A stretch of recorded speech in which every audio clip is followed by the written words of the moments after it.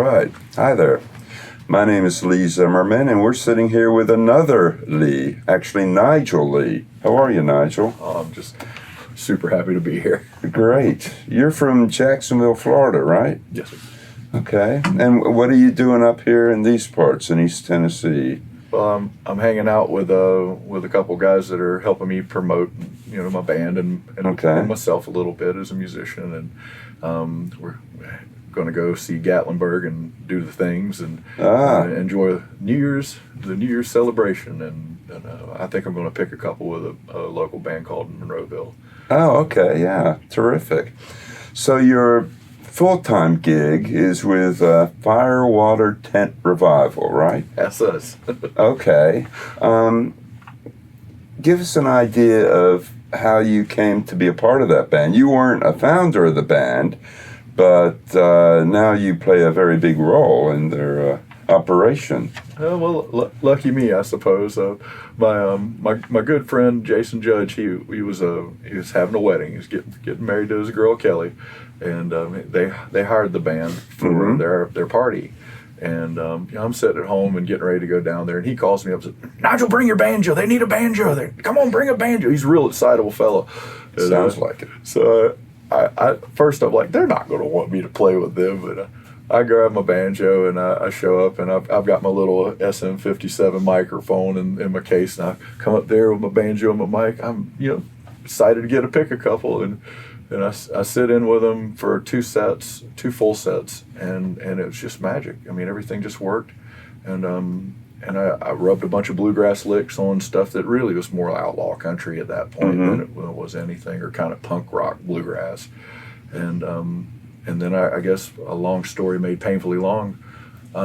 It's in a year I was managing the band and helping book it, and now I mean it's my heart and soul, and I don't know, I obsess about it, which is probably good. It's a healthy obsession. Yeah, nothing wrong with obsession, Nigel.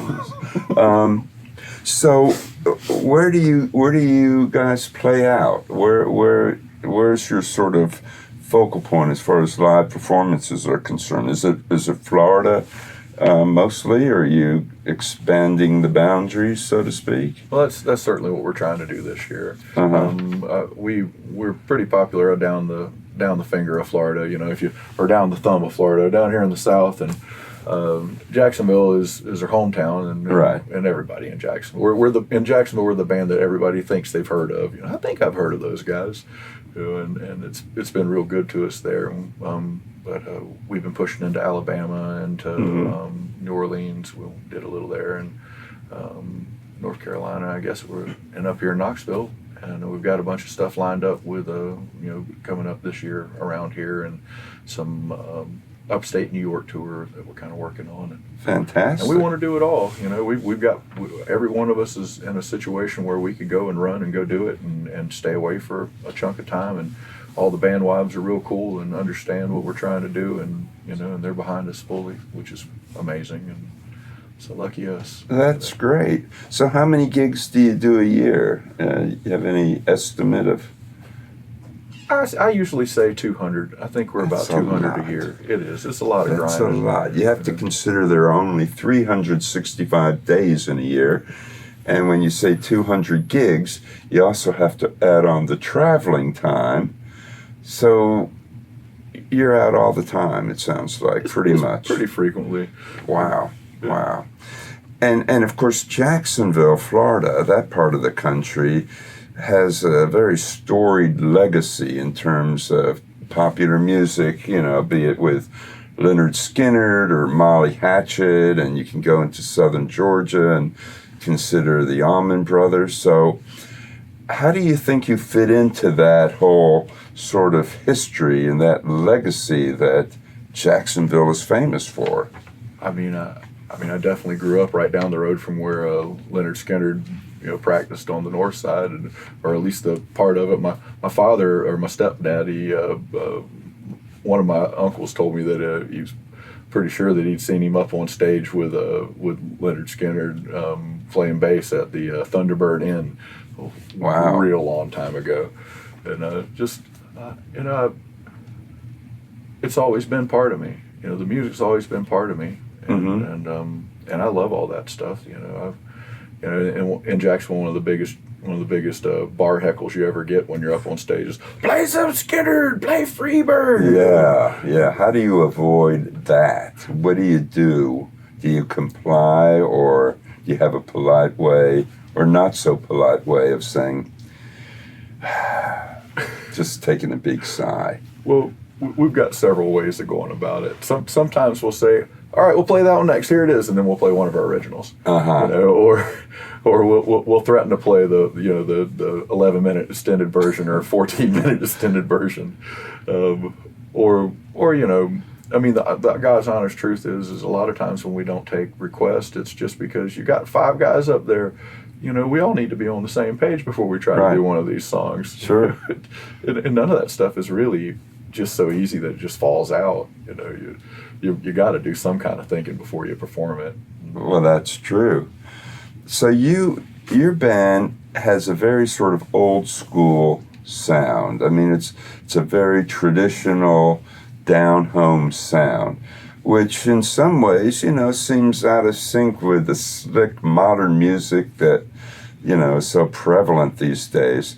So tell us, Nigel, tell us a little bit about what drew you guys to that sort of traditional approach.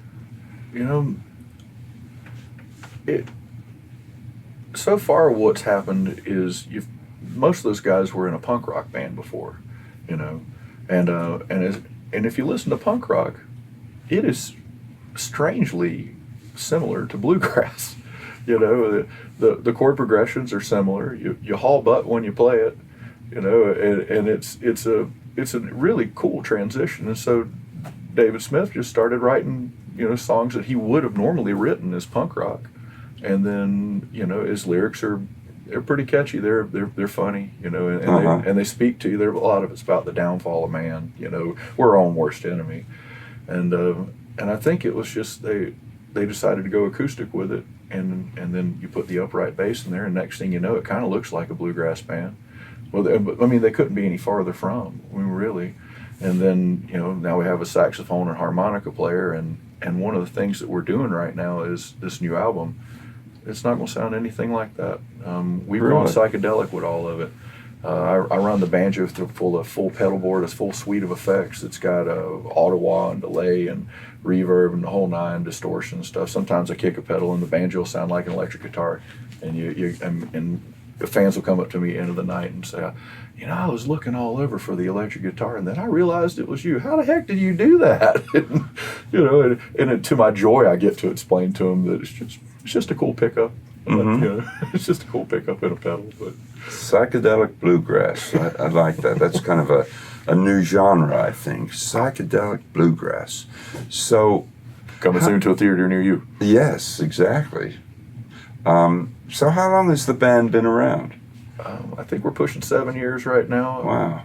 I joined them at 2. I think it was about 2.5 years. Okay. And you have 2 EPs up now, and you're working on a new album. Brand new album.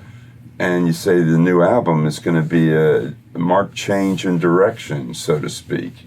It's a little bit more of the same, but it's definitely colored a different way. You can definitely tell that it's us. We haven't finished. Right now, we're just dealing with scratch vocals, so we haven't done the actual vocals on it or the mix down. But the album, when you listen to it, it's undeniably Firewater Tent Revival, and it's just the real hard part about it's been trying to capture the live aspect of how we use those effects and put it on the album, because in a bar show or in a on a big stage, you can get away with a lot. And those effects, they open up so large and swallow the sound on stage, and it's hard to put that on the album, I feel, because most people, they're listening to this thing on their cell phone, or they're on their computer, or maybe even in their car and stuff. And I don't know, we've got a crack team of wizards there at Toes in the Sand that's in St. Augustine that's doing it for us, and I think we're getting it. So what's the name of the album, and when can we expect it? Oh goodness, I feel like the working title is probably Reasons, or we really haven't thought that Okay. far ahead. All right. We've got titles for all the songs. Okay. Well, that's good. That's a good start. Yeah.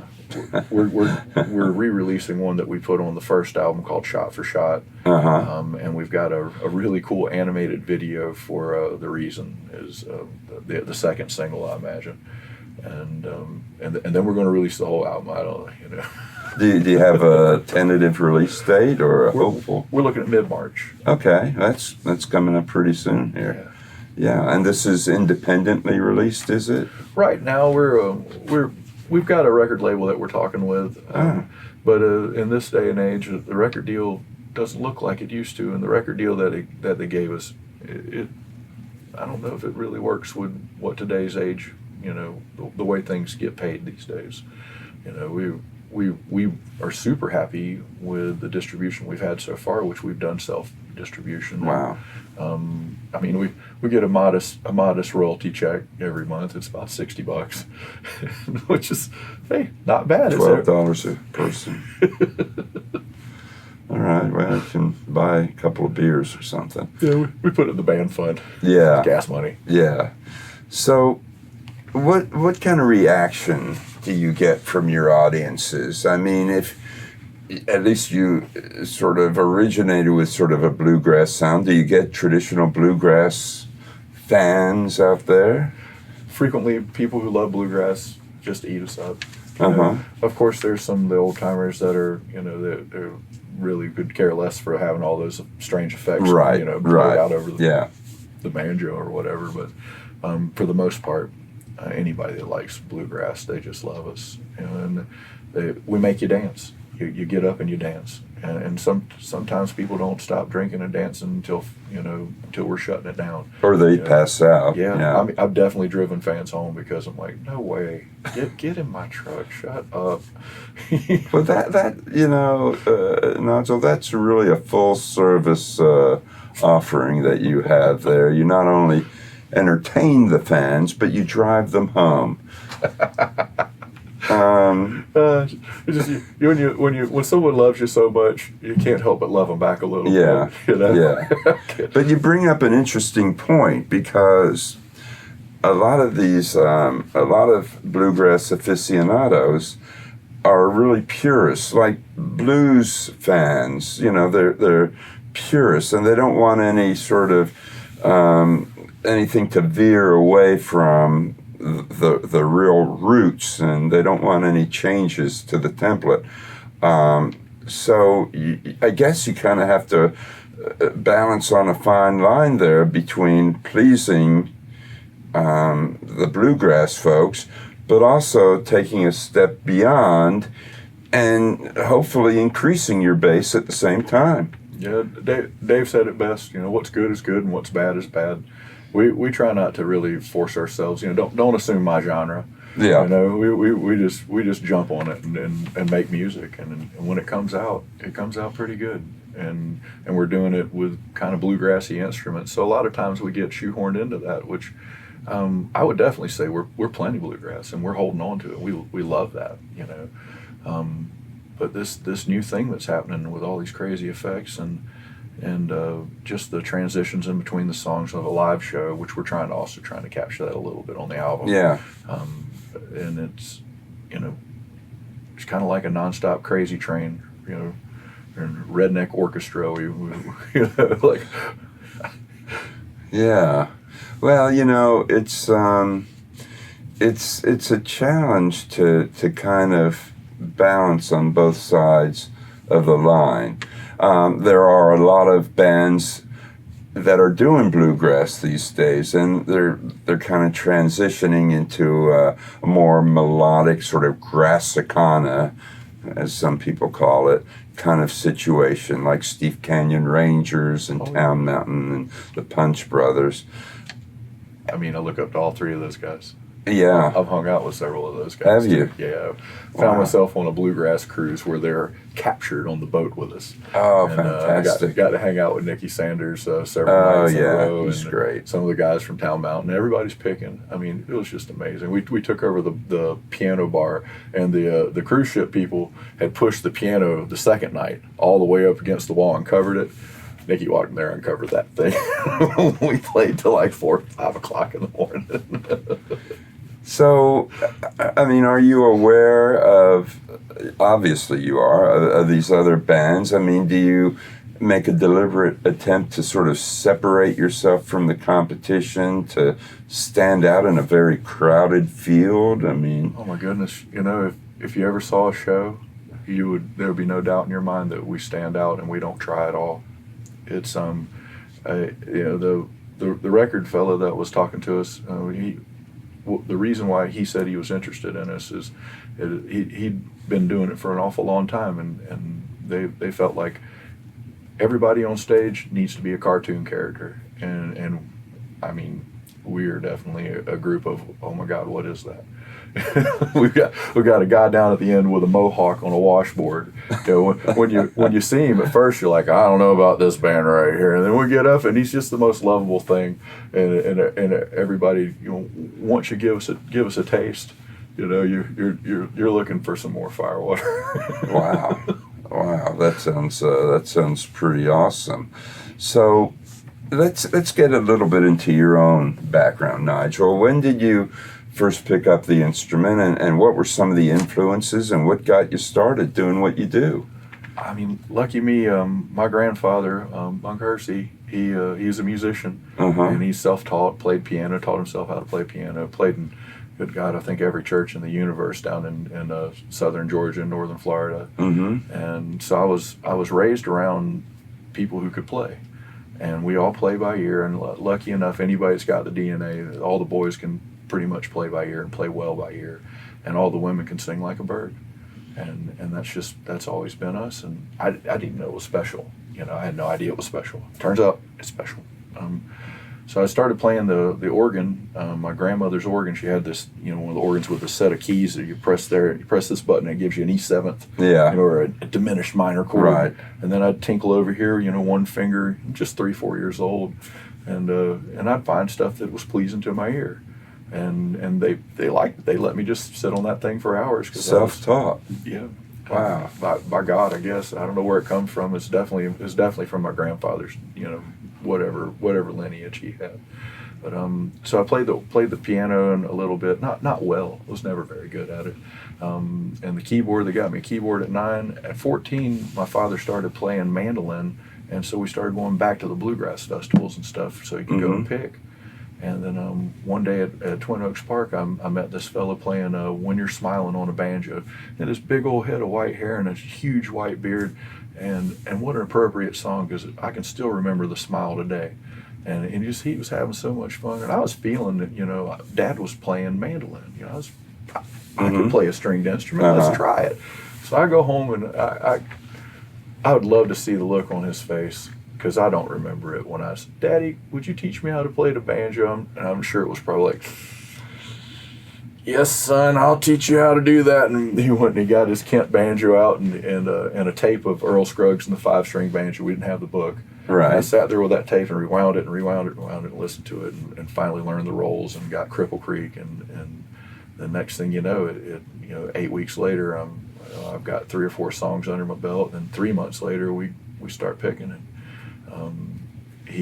One of his good friends, Ronnie Crosby, was a killer banjo player. I called him Uncle Ronnie, and I'd go to Uncle Ronnie's house with my banjo, and we'd sit there and pick through it. And Dad called me the sponge. You know, I'd sit there and watch his hands and pull it back up, and it was just, lucky me, I had a talent, and I can't even believe what it's become. You know, I put that thing down when I was 19, and I didn't touch it again until about 8 years ago, and it became this. What in the world happened? I used to play 5-string banjo in a metal kind of funk band, or 5-string bass, and kind of a funk you know, metal project, and then that was my passion between 19 and I guess 8 years ago. So you were, before you went back to the banjo, what were you were focusing on bass? Yep, 5-string bass. Okay. Wow. So how many instruments do you play now? It sounds like you have a whole arsenal at your disposal. If it's got strings, I'll make it sing a little bit. Guitar, mandolin, banjo, bouzouki. I said bass, I think. Yeah. was. I don't know. I lost count. Yeah, there's a bunch of them. It just I really lost is. count. If it's stringed and fretted, typically I can get it. I tried to play a fiddle one time. I own one. That fiddle, it sounds so much better inside the case than it does in my hands. I like that. That's, but it sounds like if you wanted to do a one-man solo album, you would be fully capable of I think I doing could get that. Yeah, I think I could do it. Yeah, yeah. Wow. I thought about doing a one-man bluegrass project where they got all these fancy loop stations now. And, Yeah, that's just right. plug it all into the loop And station. you play, and then you play it back as you're playing something else. And yeah, it's an interesting concept. So, are there certain artists, though? I mean, you mentioned who did you mention before? That Earl Scruggs. Oh, Earl Scruggs, yeah. Are there other artists that you can point to, whether bluegrass or not, that you would say were a decided influence on you or the band? Oh, for sure. Bill Keith, Alan Mundy, Jacksonville local, Scott Anderson, the guy who built my banjo, Joey Spalding.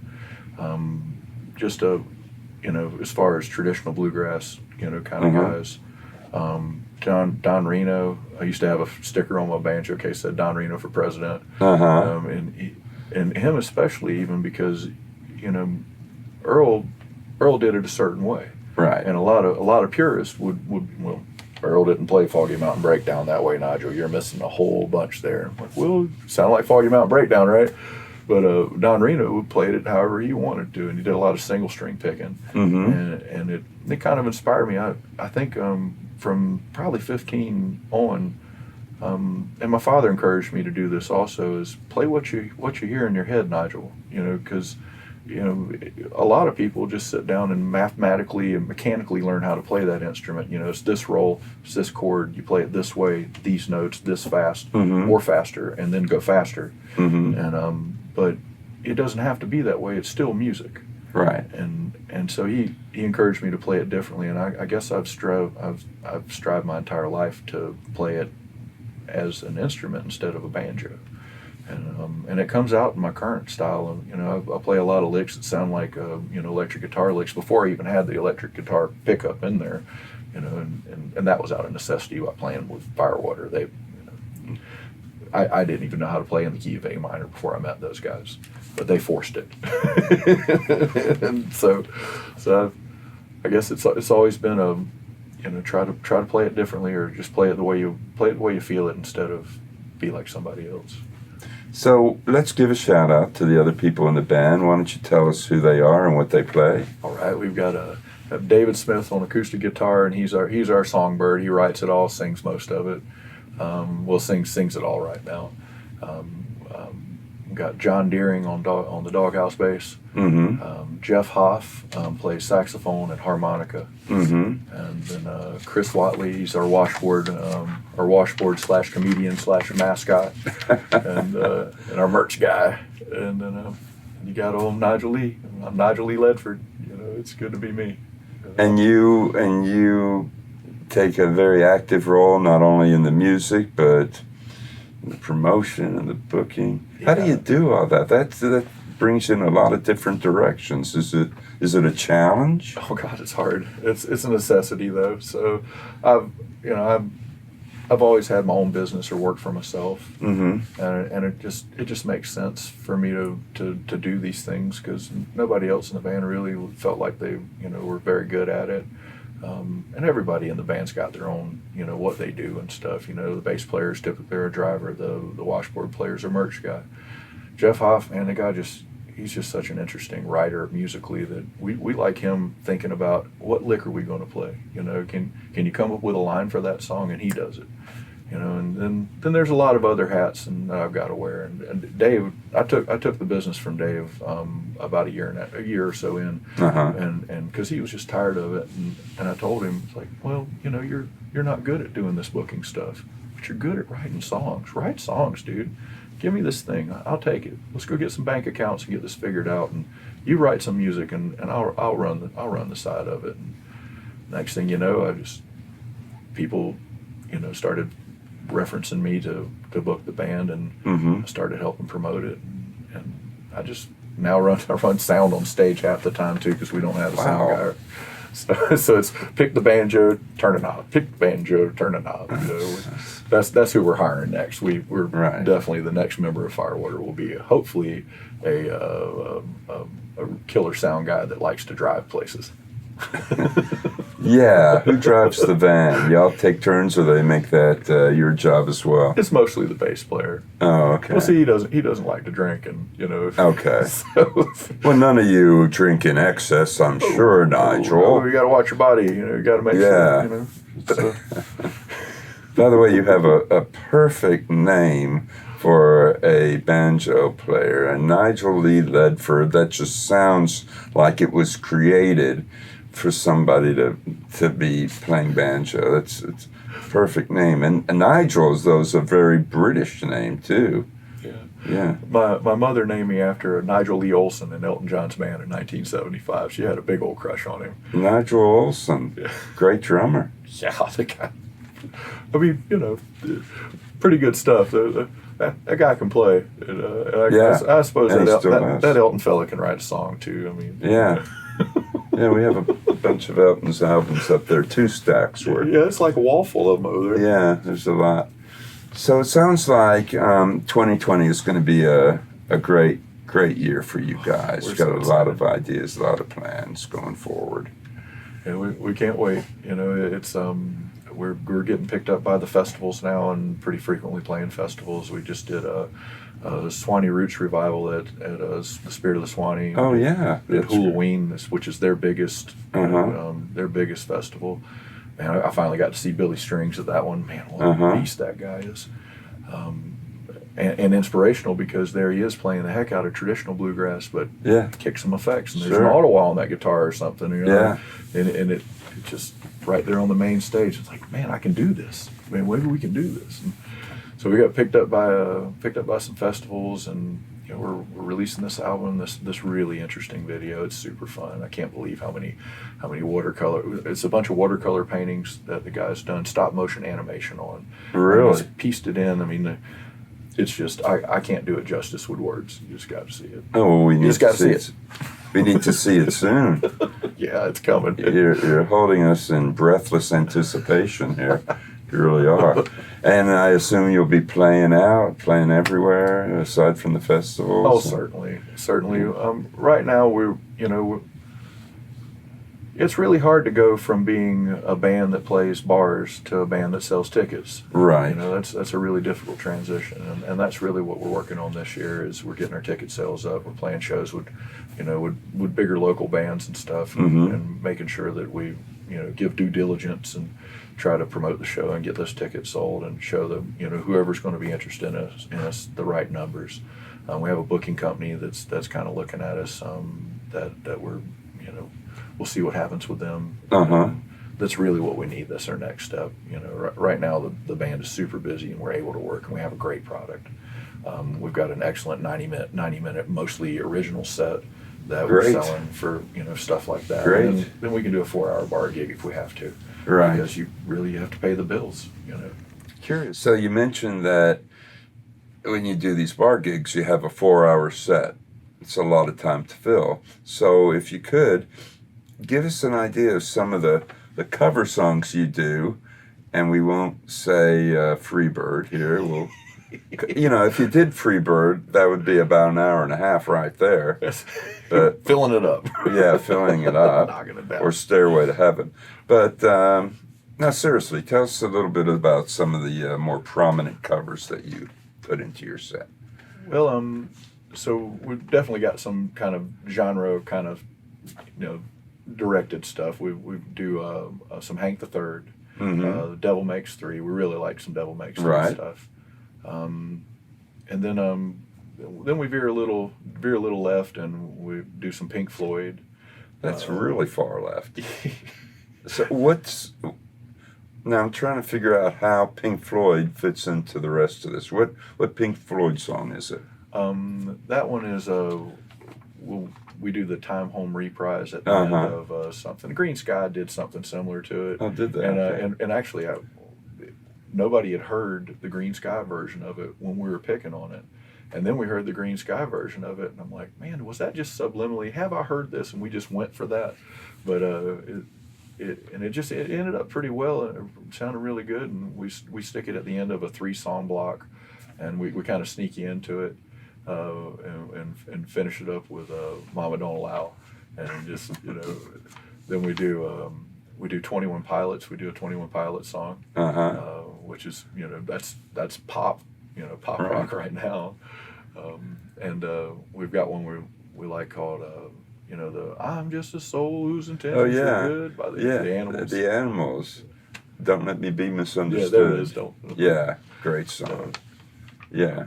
So there's, and there's just a bunch of stuff in there that, it doesn't necessarily sound like the way they did it. A lot of times people can't recognize the Devil Makes Three stuff from ours or the Hank the Third.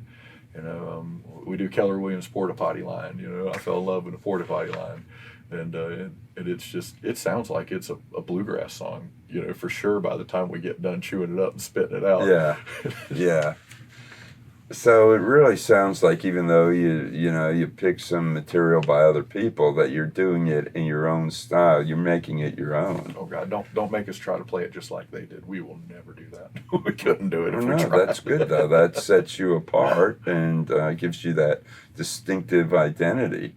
I imagine in the bars, a lot of people are calling for covers. Oh sure, everybody likes to hear songs that they're familiar with and songs that they can sing. That's one of the reasons we give the CDs away. So our last 2 EPs, frequently we'll have a big old stack of CDs sitting down at the front of the stage, and we just give them out. They don't cost us much, don't cost them nothing. And it's easy for people to come down and pick it up. And a lot of times they throw something in the tip bucket, and we're way ahead on the money we spend on those CDs. But we'll go to these places and we'll run through 100 CDs, and then we come back to that town. Man, there's 6 people out in the audience that know our songs, and they're singing them back to us. That's great. Man, that's a good time right there. That's great. It's worth every penny. Yeah. So people like to sing along. They definitely like the covers because it's something that's familiar to them, and so that's definitely a privilege to get to give it to them in a way that's unfamiliar. We'll be playing something. We'll put 2 or 3 songs together like that. We'll back them back to back and do like an interlude where we get kind of spacey and trippy with the psychedelic aspect of the act, and then we fall into something and it sounds kind of bluegrassy, and then next thing you know, like, that's that song, and then they realize it's a cover and not an original, and then here comes the chorus, and then everybody's right there with you singing it. It definitely makes it more fun. It's often a challenge to get your own original material in when you're playing those kind of gigs, because people say, I don't want to hear that. I want to hear Freebird. And so it's a challenge, but it sounds like you've overcome that by doing them your own way and still staying true to yourself and your style, and also having the opportunity to do the original material as well. Lucky us.